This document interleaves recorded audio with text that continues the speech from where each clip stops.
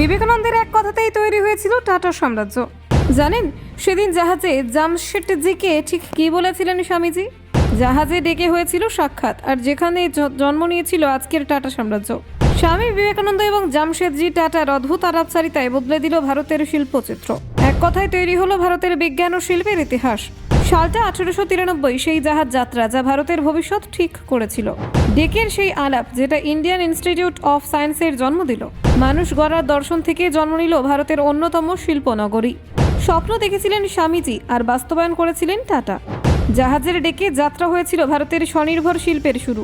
শিক্ষা আর বিজ্ঞান, টাটা স্বামীজি দ্বৈত পরিকল্পনার কাহিনীর কথা অনেকেই জানেন না। দেখুন সেদিন ঠিক কী ঘটেছিল। 1893 সালের কথা। জাপানের ইয়োকোহামা বন্দরে উঠেছিল একটি বিশাল জাহাজ যার নাম এসএস এক্সপ্রেস অফ ইন্ডিয়া। এই জাহাজের প্রথম শ্রেণীর কেবিনে মিলিত হয়েছিলেন ভারতের দুই মহামানব স্বামী বিবেকানন্দ এবং জামশেদজি টাটা। একজনের গায়ে গেরুয়া বসন, অন্যজনের পোশাকে দেখা যায় শিল্পপতির স্বচ্ছন্দ দৃঢ়তা। এই সাক্ষাৎ শুধু সৌজন্য সাক্ষাৎ ছিল না, বরং এটি ছিল ভারতের শিল্প এবং শিক্ষার ভবিষ্যৎকে প্রভাবিত করার সূচনা।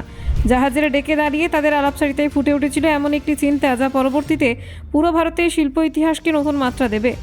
স্বামীজি সেই সময় শিকাগো ধর্ম সম্মেলনে যোগ দিতে যাচ্ছিলেন। তার উদ্দেশ্য ছিল বিশ্ব দর্শন ছাড়িয়ে দেওয়ার পাশাপাশি ভারতের যুব সমাজকে জাগ্রত করা। অন্যদিকে জামশেদজি টাটা যাচ্ছিলেন শিল্পের জন্য প্রয়োজনীয় কাঁচামাল আর প্রযুক্তি সংগ্রহে।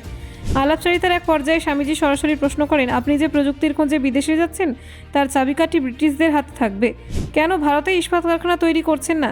এই এক কথাতেই জামশেদজির মনে গভীর প্রভাব ফেলল।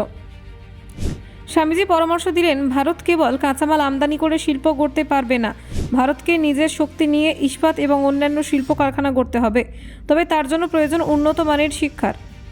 তিনি আরও বলেন, দেশের যুব সমাজকে বিজ্ঞানের শিক্ষায় শিক্ষিত করতে হবে। শিক্ষার হাত ধরে দেশ হবে শক্তিশালী এবং শিল্পে অগ্রগতি সম্ভব হবে। এই যুক্তি জামশেদজির হৃদয়ে গভীরভাবে প্রভাব ফেলল।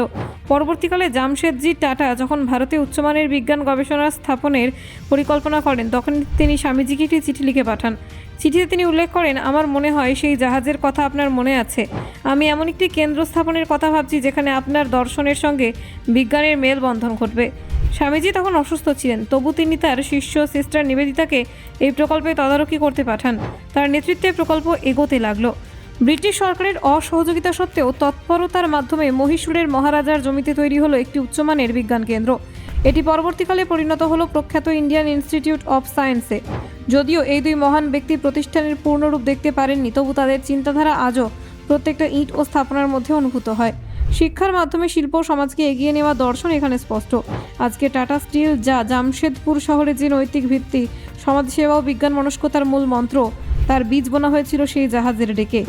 Bureau report, Bangla digital TV.